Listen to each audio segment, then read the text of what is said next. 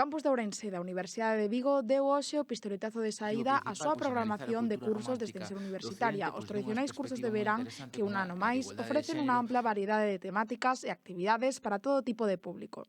No acto de presentación estiveron presentes Francisco Javier Rodríguez, vicerreitor do campus de Ourense, e Rosendo Fernández, deputado de representación institucional da Deputación de Ourense, que destacou a importancia dos cursos deslocalizados.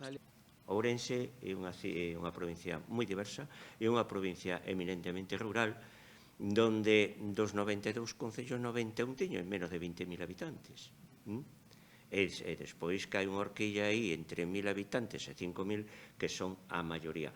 Por que non van a ter a oportunidade, en razóns de equidade, de ter tamén cursos do verán?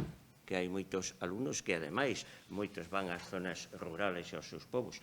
Na presentación calificáronse estes cursos como unha aposta clara pola formación continua, pola conexión coa sociedade e polo aproveitamento do potencial do campus en áreas tan diversas como o medio ambiente, a motivación estudiantil ou o audiovisual galego.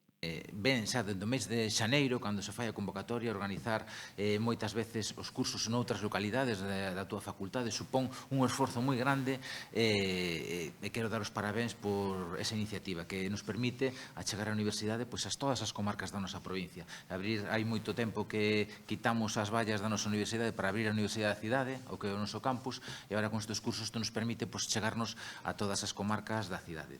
A programación deste 2025 inclúe propostas tan variadas como termalismo, Descubrindo Extremadura, Portugal e Galicia, Motivándote, Liderado e Motivación ou Audiovisual Galego, Traspasando Fronteiras.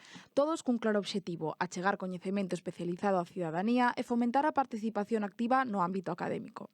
Os cursos desenvolveránse ao longo dos meses de xuño, xullo e outubro, con prezos accesibles e recoñecemento académico. A inscrición xa está aberta.